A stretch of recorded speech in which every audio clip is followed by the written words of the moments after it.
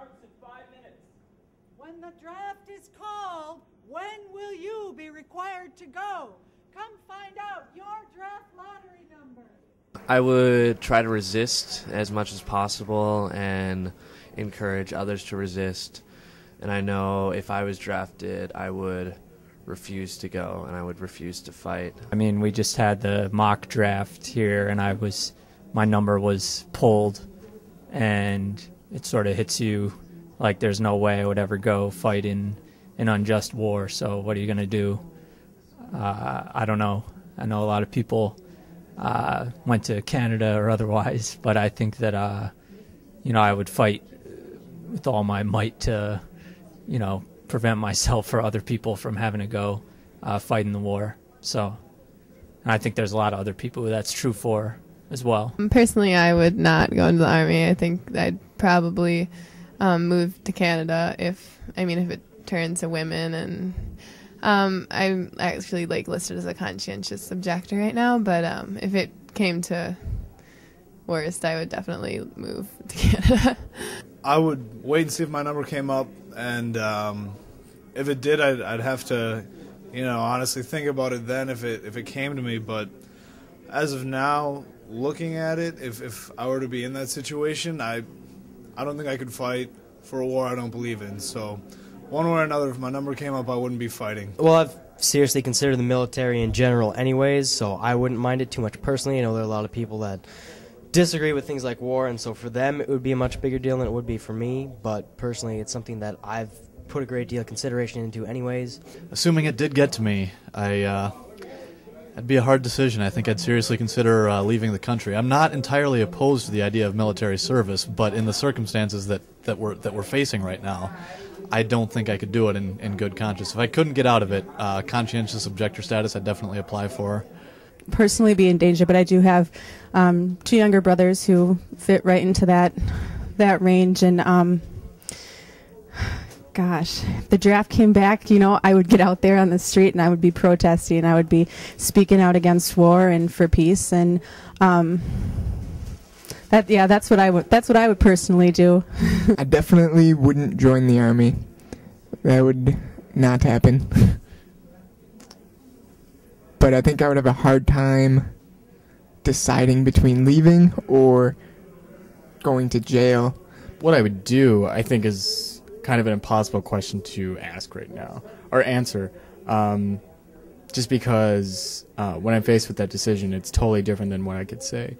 It's very easy to say that, oh yeah, I would go to prison for this.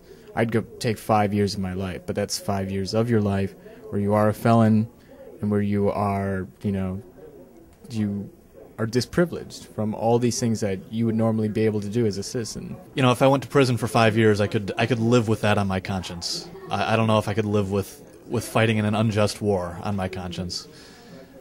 Exile, actually, that would probably be my first choice if those are my only 3 options. But yeah, I could live with either of those. I would prefer either of those to serving in a war that I saw as unjust.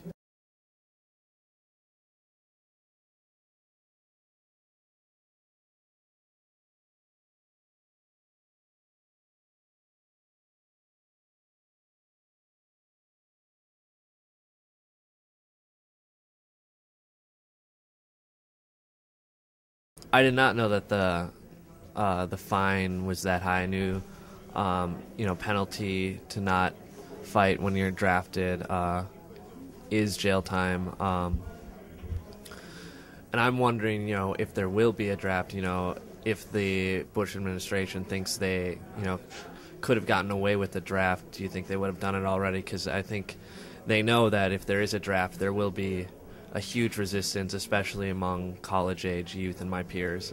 I think we need to have a different option, and my option would be to have a organization similar to Peace Corps, where people would have the opportunity to go and rebuild areas in the United States, in poor areas, or you could even do international missions. I think there needs to be another option, because the military isn't cut out for everybody, and the military doesn't want everybody.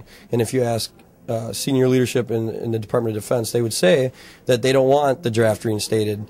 So I think there needs to be an option there for people who might not agree with with fighting wars or conscientious objectors or what have you, but there needs to be something for them to be able to also serve their country and during the time of war, but do it in a manner that is acceptable to them and acceptable to the United States government. Well, I mean, it's a policy that, you know, our country's set up, and if people have a problem with that policy, they need to address it through the political situation. You know, I mean, if that's an issue that people have, then they need to talk to their state representatives about addressing it. I don't think it's going to change. I mean, would I go to jail for 5 years as opposed to fighting? I don't know. I certainly wouldn't want to pay that fine. I think that it's very un-American.